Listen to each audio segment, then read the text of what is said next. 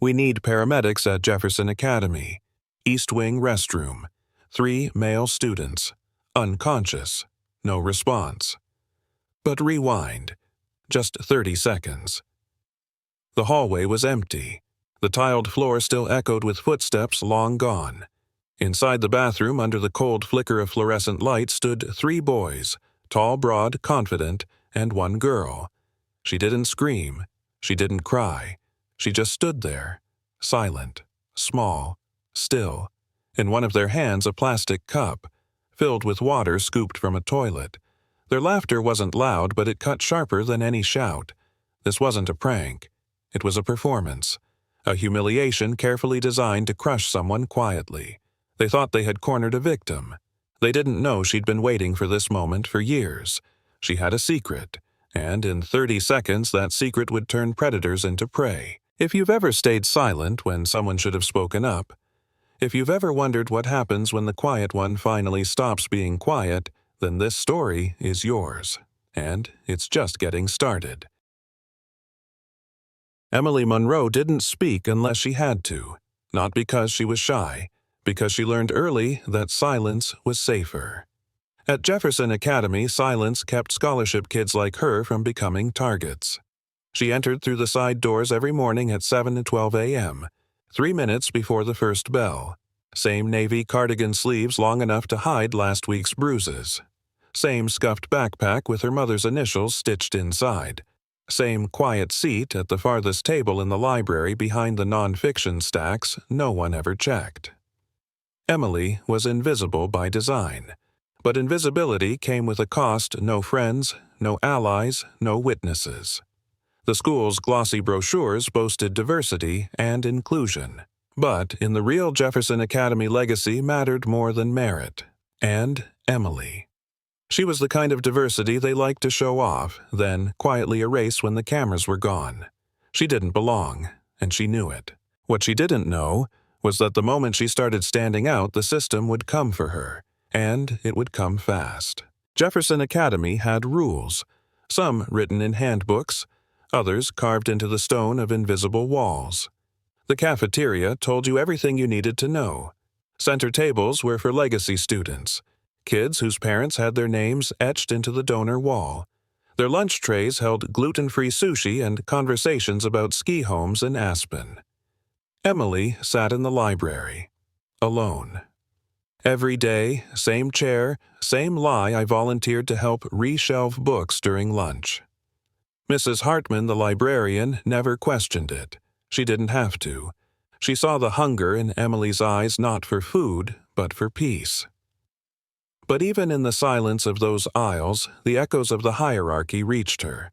A wrong glance, a snide comment, a book out of place that she didn't move.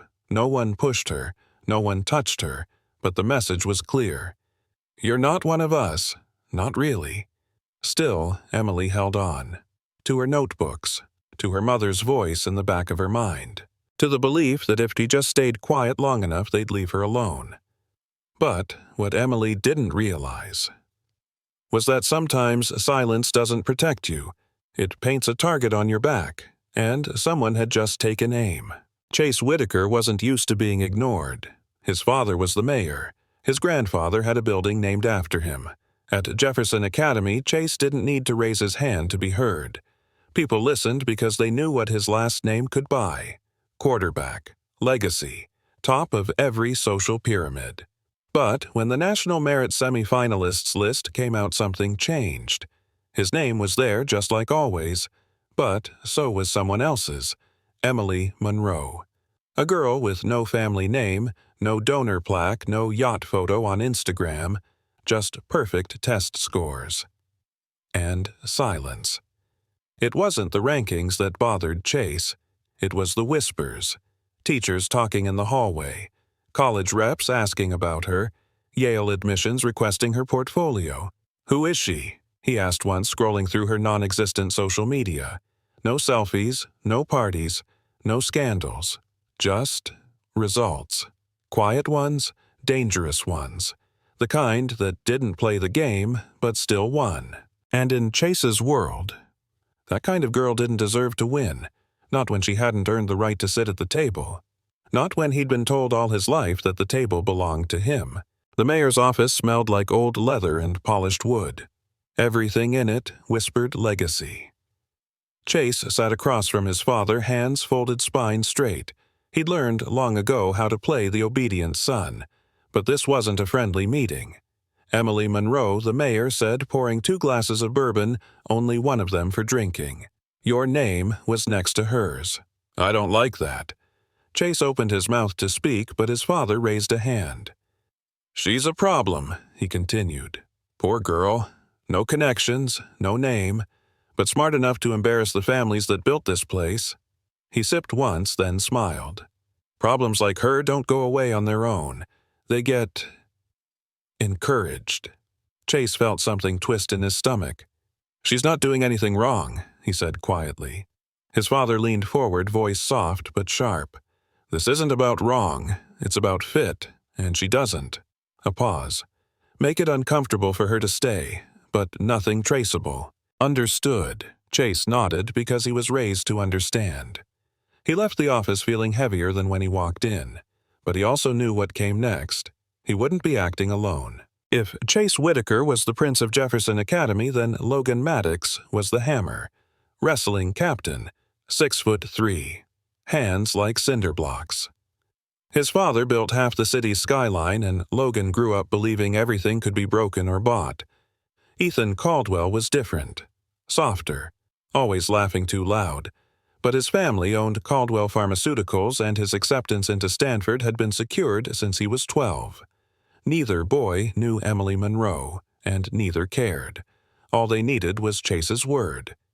She's making things complicated, he said in the locker room after practice. Admissions, rankings, press. She's everywhere now. Logan cracked his knuckles. So what do you want us to do? Nothing illegal, Chase replied. Just pressure. Social. Subtle. Ethan smirked. Oh, you mean the Jefferson way. They laughed like it was just a game. A small push here, a missing lunch there. A friendly rumor whispered loud enough to echo. Emily would never know where it started. But she'd feel it, every day. And if they did it right, she'd leave before college applications even opened. It began with water. Not a flood, just the slow, soaking ruin of 3 weeks' worth of handwritten notes. Emily opened her locker to find pages dripping ink bleeding like open wounds across ruled lines. The janitor said it was the floor buffer must have hit the latch by accident. The secretary in the office offered a hollow smile. We'll look into it, she said, already turning away. Emily didn't complain. She rewrote the notes by memory that night, all 47 pages. The next day her name was missing from the AP Bio Group project. She'd attended every meeting, contributed most of the research. Her name just wasn't there. It must have been a spreadsheet error, the teacher said. Logan smirked in the back of the room. The day after that, her cafeteria tray vanished while she was in the restroom. Just gone. No one saw anything. Again. By day 5, the pattern was impossible to ignore. Each incident, tiny, dismissible, perfectly deniable. But together, they were a message. You don't belong here. And for the first time, Emily Monroe began to wonder, how long had they been planning this? Emily had always kept a journal.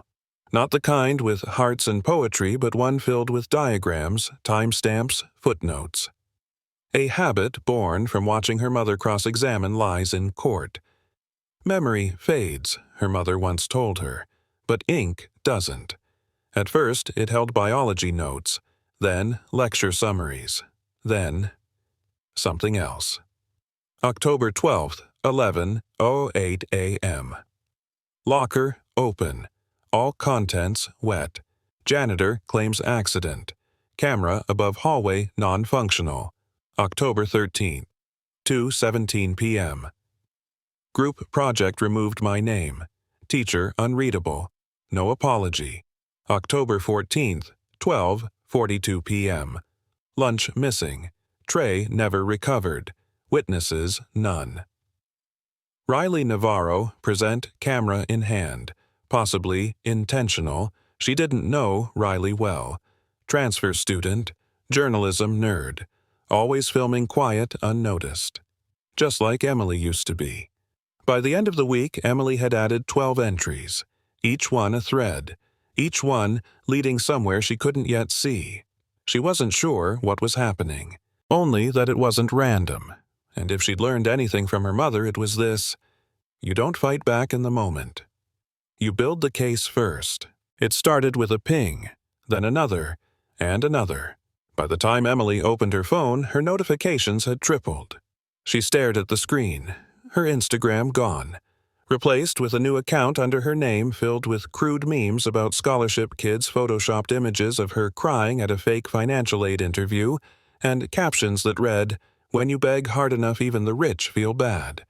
There were comments, laughing, mocking, dozens of them, some from students she'd never spoken to, some from teachers who simply liked and moved on. The worst part, they made it look like she had posted all of it herself. She tried to reset the password. Denied. Tried to report the content. Blocked. When she finally reached the school's tech office, the response was simple. "This feels personal, Emily. You might want to take a break from social media." That night, she didn't cry. She didn't yell. She turned off her phone, sat on the floor of her bedroom, and wrote 4 more pages in the black notebook. Not just what happened, but who saw it and said nothing. Every Wednesday, the school played morning announcements through the intercom. Sports updates, birthdays, scholarships. That day, it was the announcement of the National Merit Scholar semi-finalists. Emily sat still in her chair, hands folded, eyes lowered. She already knew her name was on the list. She'd seen the letter, folded it 3 times and tucked it into the back of her notebook. Proof that merit still meant something. Then the voice came through the speakers. "Congratulations to our Jefferson Academy semi-finalists, Chase Whitaker, Madison LeClaire, Ethan Caldwell, and Emila." Monroe laughter. A sharp, unkind ripple across the room. The teacher chuckled under his breath. No correction, no apology. Emily didn't flinch, but something inside her did. By lunch, a revised announcement came through. They apologized for the error, said it was a typo. But Emily had seen the way the secretary looked at her that morning, the tight smile, the barely hidden smirk. A typo doesn't smirk. That evening, she opened her notebook, and for the first time she wrote a sentence in red ink. They're not just letting it happen anymore, they're part of it. The article wasn't long. Just a short column in the Jefferson Gazette local student ranks top in National Merit List. It mentioned 4 names, but only one had no legacy, no donations, no last name on any wall: Emily Monroe. Her photo wasn't included, but her scores were, her school, her standing, and someone had clipped it, slid it across Mayor Daniel Whitaker's desk at exactly 7:03 a.m. He read it once, then again, then picked up the phone. Chase answered on the second ring. She made the paper his father said, voice flat. "I know," Chase replied. "It was just the local section. Barely. That's how it starts," the mayor interrupted. There was a pause. People like her, they don't know their place, and worse, they make others start questioning theirs. Another pause. Longer this time. "She's not breaking rules, Dad." "No," the mayor said. "She's rewriting them." Chase swallowed hard. His father's voice dropped slow and final. "End it. Before someone else starts asking why she wasn't one of us to begin with." Then the line went dead. Chase sat in silence, phone still in hand, and realized something he hadn't before. This wasn't about Emily anymore. This was about control, and the system would do whatever it took to keep it. The gym was already closed, lights dimmed, mats rolled. But Chase had the key. Logan Maddox leaned against a squat rack, still in his jersey. Ethan Caldwell tossed a tennis ball against the wall, catching it on every third bounce. Chase didn't waste time. "She's not backing down," he said. "She's walking taller, speaking louder. Teachers are starting to listen." Ethan raised an eyebrow. And And Yale just reached out to the school counselor, Chase said. They asked for top academic profiles. Her name came up first. That was the breaking point. Not the rumors, not the laughter, but the idea that Emily Monroe, no connections, no family name, might walk through a door they had always assumed belonged to them. So Logan asked, "What do you want us to do?" Chase didn't smile, didn't blink. "I want her to break," he said. "Not just hurt, not just scared, broken." He turned to Ethan. "You still know how to disable the East Hallway cameras?" Ethan's grin was immediate. "Still do."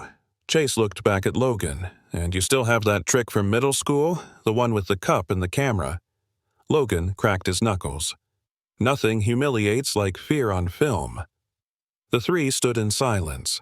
There were no jokes this time, no nervous laughs, only planning. They didn't need to fight her grades. They just needed to remind everyone why girls like Emily were never meant to shine here. Riley Navarro always stayed behind the lens. She didn't speak much, didn't eat in the cafeteria. Transfer student, journalism track. She walked the halls like a shadow with a camera strapped to her shoulder and eyes that missed nothing. People thought she was weird. They weren't wrong. But Riley believed in documentation, not drama. And lately, something wasn't adding up. Emily Monroe, the quiet scholarship girl, had been showing up in too many stories. Her name came up in interviews she wasn't present for. Rumors that didn't match her face. Silences that rang too loud. Then one afternoon, Riley passed the weight room after hours. The lights were supposed to be off, but inside, three silhouettes, Chase Logan. Ethan, voices low, movements tight. She didn't hear much, just fragments. Break her. Camera in the east wing. She won't come back from this. Riley kept walking. Slow, normal. Riley had been the quiet one once too at a school where no one noticed until it was too late. That was before the transfer, before the camera became her armor. But that night she reviewed her hallway footage from the past 2 weeks, frame by frame, and started labeling clips. 10:14, locker open. Emily's books soaked. 10:15, cafeteria tray vanishes. Unseen figure. 10:16, announcement glitch. Secretary smile. She didn't know exactly what they were planning, but she knew what it smelled like. Predators. And this time, Riley Navarro was going to do something no one expected. She was going to keep filming, not for a grade, not for a project, for the truth. Emily Monroe had spent years pretending not to notice things. The looks, the whispers, the shoves that didn't happen. She'd taught herself how to blend, how to become smoke, but lately something felt different. Not the usual sharp edges of cruelty, not the cold precision of being targeted. This was something else. She felt it in the library between shelves near the windows. At lunch, when she passed the courtyard and someone lowered a camera. The eyes weren't mocking. They weren't threatening. They were searching. One afternoon, she caught a glimpse. Riley Navarro, alone, again. But this time, still. Camera cradled in her hands like something sacred. Their eyes met just for a second. No words, no nod. But it was enough. Emily didn't know what Riley had seen. Didn't know if she was friend or foe. But she knew this. Someone else was paying attention, and that meant she wasn't as alone as they wanted her to believe. Emily left her locker slightly ajar on purpose. Just enough to show the folder inside, the one with her handwritten essays, Ivy League recommendations, and her full scholarship paperwork. She'd spent weeks scanning every page and saving it to an encrypted drive. The real versions were safe. This was bait. She went to class, waited, watched, and by fourth period, she saw it. Logan Maddox, lingering near her locker, hands in pockets, head down, like he was waiting for no one in particular. When he thought no one was looking, he reached forward just enough to slip something inside. He walked away like nothing happened. Emily waited 10 minutes before opening the locker. Inside the folder was a single pill bottle, unlabeled, filled with small white tablets. No note, no explanation. Just enough to ruin everything if someone found it. She didn't touch it. Instead, she smiled, because now she knew. They weren't just trying to make her leave. They were trying to destroy her completely. But here's what they didn't know: Emily Monroe had already built her case. She wasn't just surviving. She was gathering evidence. And now she had her first real piece. The note wasn't folded. It was wedged gently between the pages of Emily's calculus textbook, exactly where her hand would fall. Black ink, small writing, no name. "You're not crazy. I saw them too. No signature, no time, just truth." Emily looked around the classroom. No one met her eyes, except for Riley Navarro. She sat 2 rows behind head-bent camera lens poking from the edge of her backpack, not recording, not blinking, just watching. It wasn't an offer of help. It wasn't even a declaration of alliance. It was something far more valuable.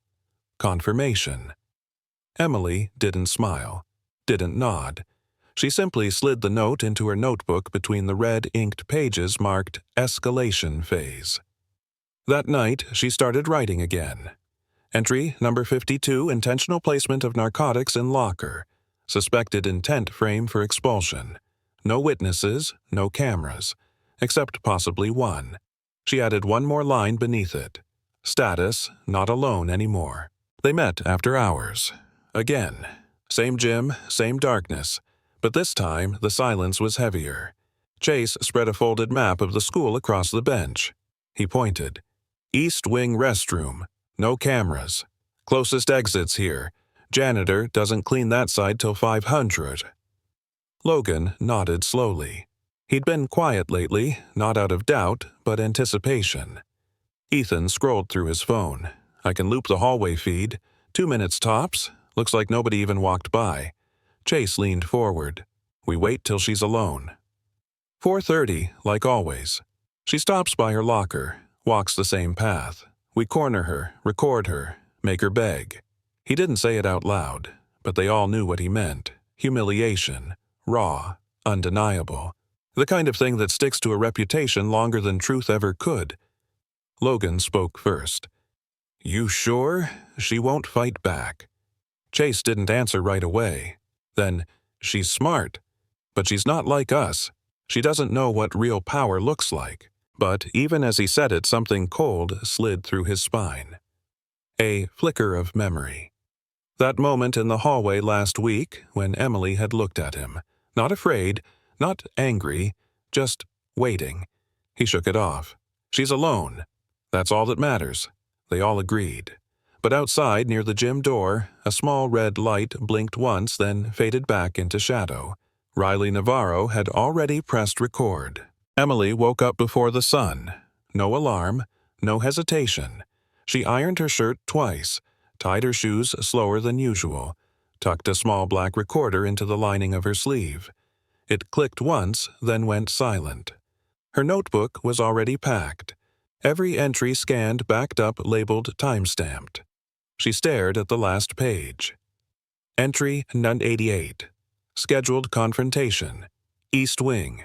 4:30 p.m. Intent, forced humiliation. Response, document, disable, dismantle. She closed it gently, slid it into her backpack beside a second device, a body cam Riley had slipped her between classes. They hadn't said much, just a glance, a nod. Enough. At 7:12 a.m., she entered Jefferson Academy exactly like she always did. Same shoes, same cardigan, same walk. But inside, she wasn't the same girl anymore. She wasn't there to survive the day. She was there to end it. Every hallway she walked, she counted steps. Every face she passed, she memorized expressions. At lunch, she sat in the library. Not to hide, to center herself. And when 4:28 came, she stood. No shaking, no second thoughts, just breath and purpose. She walked toward the East Wing, straight into the trap. Only now. She was the one holding the rope. The East Wing hallway was quiet. That strange kind of quiet only schools know after 4 p.m. Empty lockers, fading sunlight, and secrets waiting in corners. Emily's footsteps didn't falter, not when she passed the last security camera, not when she touched the bathroom door, not even when it clicked shut behind her. They were already inside. Chase stood front and center, arms crossed, a plastic cup in one hand half filled with water that smelled like bleach and something worse. Logan blocked the exit. Ethan held up his phone, red light blinking. Recording. Chase smiled, but it didn't reach his eyes. "Told you, Monroe. You don't belong here. But don't worry, this'll be quick." Emily said nothing. She took one step forward. The floor was cold beneath her shoes. The light flickered. 3 boys, 1 girl, no cameras, no witnesses, just like they planned. Chase raised the cup. "Drink. Or we make sure everyone sees what kind of desperate trash gets into this school." Silence. Emily looked at the cup, then at him. Her voice was soft, calm. "You want me to drink it? Fine. But you first." The words fell into the room like iron dropped in water. The smirks faded. Ethan's hand shifted on the phone. Logan tilted his head, confused. Chase blinked. "What did you say?" Emily stepped forward again. No fear, no trembling, only focus. "You brought it. You test it." And then she smiled. Not with lips, with precision. And that's when it all started to go wrong for them. Logan moved first. His size was meant to intimidate. But Emily didn't flinch. She shifted her stance, fluid, focused. One step, a twist. His momentum turned against him. He hit the sink hard. Didn't get back up. Ethan hesitated. Too late, a wild punch. Emily ducked, closed the space, drove her knee up fast and final. He collapsed, gasping. 2 down. Chase stood frozen, still holding the cup. Emily turned to him. Her voice was calm. "Still want me to drink it, or would you prefer to go first?" His hand shook. The cup fell. He ran. She caught his wrist mid-step, spun him down, face to tile, pinned. Then quietly she reached into her sleeve, clicked stop on the recorder. Exactly 29 seconds had passed, and for the first time Emily Monroe was the one writing how this story would end. Emily didn't move right away. She stayed kneeling, one knee on Chase's back, steady as stone. The cup had rolled away its contents, spilling into a fluorescent-lit puddle. Then she pulled out her phone. Dialed. Calm. Clear. Jefferson Academy. East Wing restroom. 3 students injured. 1 restrained. "I'm safe." She ended the call, slipped the phone into her pocket, and then, without turning, spoke toward the door. "You got all that?" The door creaked open. Riley Navarro stepped in, silent as ever, camera still recording, red light blinking. Every second she said, multiple angles, perfect sound. Emily nodded once. Behind her, Chase had stopped struggling. He wasn't unconscious, just quiet now, like the weight of what was coming had finally landed. Outside, the sound of sirens cut through the afternoon. Closer, louder, real. Emily exhaled, slow and steady. For the first time in years, she wasn't the one holding her breath. The sirens stopped right outside the East Wing. Then came the boots, heavy, fast, certain. 2 officers entered first, guns holstered, eyes scanning. They didn't ask questions. They looked at the scene, at the unconscious boys, at Chase Whitaker face down, pinned and panting, at Emily, still kneeling, still composed. Riley stepped forward, holding out her camera. "All of it's here. No cuts, no edits." One officer nodded, took it carefully, like evidence, like truth. Then came the second wave. Paramedics. 2 more officers. And then, her, Sarah Monroe, Deputy District Attorney. She didn't run. She didn't raise her voice. She just walked into the bathroom, heels echoing across tile, and looked at her daughter. Emily stood, for the first time taller than the fear around her. "Are you hurt?" her mother asked. "No," Emily said. "But they are." Her mother stepped forward, not as the DA, but simply as a mother. "You didn't need me to protect you," she said, voice soft but steady. "But I came anyway." The DA turned her eyes to Chase. He finally looked up. For the first time, he didn't see a scholarship girl.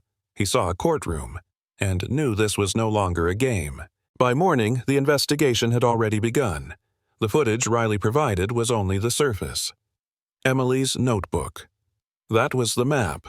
Timestamps, names, dates, screenshots, emails, notes on hallway blind spots, patterns too precise to ignore. The civil rights officer looked at the binder she'd built. You documented this alone, for how long? Emily answered without hesitation. 3 years. Silence followed. Heavy, respectful. Computers were seized. Emails combed. The school's network logs revealed deleted files recovered in hours. What they found: tampered grades. Legacy admissions pushed through without merit. Donor family preferences coded into internal reports. Even guidance counselor notes describing Emily as optically misaligned with Jefferson's brand. The headmaster called it a misunderstanding. The mayor called it a media stunt. But none of that mattered anymore, because Emily had proof, and Riley had the lens. And the system, it no longer had anywhere left to hide. The press conference was supposed to be short, just a formality, just optics. But nothing about Emily Monroe was just anymore. She stood behind a podium too big for her frame. Cameras clicked. Lights glared. A dozen microphones leaned toward her like open mouths. A reporter finally asked Emily, "How did you survive this? How did you keep going when no one believed you?" She paused, not because she didn't know the answer, but because she knew exactly how much weight it carried. Then calmly she said, "Because silence doesn't keep you safe. It just keeps them safe from consequences." The room went still. No one looked at their notes. No one adjusted their lenses. They just watched her. Really watched. Because in that moment, she wasn't the scholarship girl anymore. She was a mirror showing everyone what they'd allowed to happen by looking away. And none of them would forget it. Not now. Not after this. The first to fall was the principal. Officially, he retired early.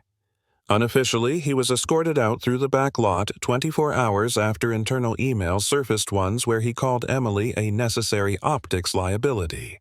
Then came the board. 3 members stepped down. 2 more were subpoenaed.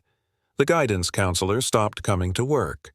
Her voicemail said family emergency. The papers said obstruction of investigation. Classrooms changed. Some teachers avoided eye contact. Others apologized too late and too softly. Students split. Some mocked Emily louder than ever, afraid of what her courage said about their cowardice. But others, they started talking, sharing stories, digging through memories they once shrugged off. A girl from the robotics team came forward, then a boy from the choir. The stories weren't identical, but the message was, "We thought we were alone. We weren't." And as Jefferson's walls began to shake, Emily walked its halls the same way she always had. Head high, back straight. But this time, she wasn't the one avoiding eye contact. The hearings were quiet. No cameras, no reporters, just attorney's files and the cold hum of fluorescent lights. Logan Maddox, pled out first, agreed to testify in exchange for a reduced sentence. He didn't say much. Just stared at the table, jaw tight, like he still didn't know what went wrong. Ethan Caldwell cried, said he thought it was just a joke, said he never meant to hurt anyone. No one believed him, not even the judge. Then came Chase Whitaker, the golden boy with a cracked crown. He stood in front of a courtroom and said her name correctly this time. "I ruined someone who never did anything but outperform me." The room didn't clap, didn't shift. It just accepted it, like a truth that had been waiting too long to be spoken. Outside, Emily sat on a bench under a gray sky. She didn't smile, didn't cry, just watched the wind move leaves across the concrete. Riley sat beside her, silent as always. After a long pause, Emily finally whispered, "It's over." Riley shook her head gently. "No. But it's quieter now, and for the first time in years," Emily let herself breathe. The auditorium was full, not like it used to be pep rallies and performances. This was different. Still, Focused, waiting. Jefferson Academy had created a new tradition, the Courage and Integrity Assembly. One student would speak. There was never a vote. They all knew who it had to be. Emily walked to the podium slowly. Her shoes didn't squeak. Her breath didn't shake. She stood there just a girl in a simple navy sweater and 3 years' worth of truth sitting behind her eyes. She didn't start with names, or dates, or blame. She started with this: I used to believe that being quiet would keep me safe, that if I just stayed out of the way, they'd leave me alone. But silence doesn't protect the vulnerable. It protects those who hurt them. A pause. Not for effect, for memory. Every time someone said nothing, looked away, or laughed at the wrong moment, I told myself, it's just me. But it wasn't. She looked out at them and saw faces turning, eyes widening. This story isn't about a scholarship girl and 3 boys. It's about a culture that taught all of us to look away, and what happens when someone finally doesn't. No applause, not yet, only silence. But this time, it wasn't heavy. It was listening. It started with one letter, a girl from Oregon, her handwriting shaky but certain. I didn't think anyone would ever believe a story like mine, but then I watched yours. Then came an email. A boy in Pennsylvania. We're not weak. We're just exhausted from pretending we're not bleeding. Then 20 more. Then hundreds. Some from high school students, some from parents, some from teachers who admitted they'd looked away and couldn't anymore. Emily read them all, alone, late at night under the yellow glow of her desk lamp. She didn't cry. She didn't respond to every one, but she printed the words, taped them to her bedroom wall, not as trophies, but as proof that stories, the real kind, the ones filled with pain and grit and voice, don't end when the credits roll. They echo. And somewhere in some school, in some hallway, another girl was opening her locker, and this time, she wouldn't feel so alone. The library hadn't changed. Same creaky chair by the window. Same smell of paper and dust and stories too old to forget. But Emily had. She walked past the shelves where she used to hide, past the table where she used to eat in silence, and sat down not to disappear but to begin. A new notebook. No timestamps, no red ink, just a clean page. She didn't title it, didn't plan the chapters. She just wrote the first line. I thought invisibility would keep me safe. I was wrong. But being seen, being heard, that changed everything. Outside, students laughed, pages turned, life moved. But at that table under the same soft light, Emily wasn't documenting pain anymore. She was shaping memory, building something, a roadmap, a warning, a voice, and maybe, just maybe, the next girl who sat in that chair wouldn't have to write the same first line. The screen fades in. Emily sits in silence. No music, no stage, just her. She looks into the camera, calm, clear, certain. I thought the worst thing that could happen was being humiliated. It wasn't. The worst thing was believing I had to stay silent after. They said I didn't belong, that I didn't fit their world. She pauses, not for effect, but for memory. But here's what I've learned. You don't wait for permission to exist. You don't wait to be seen. She leans forward slightly. You speak, even if your voice shakes. Because silence never protected people like us. It only protected the ones who hurt us. She blinks once, then smiles, soft, certain. Cut to black, then a single, silent scene. A girl, younger, maybe 14, sits alone in the library. Same corner, same chair. She pulls a blank notebook from her bag and begins to write. Fade out. When you speak, someone else stops feeling alone.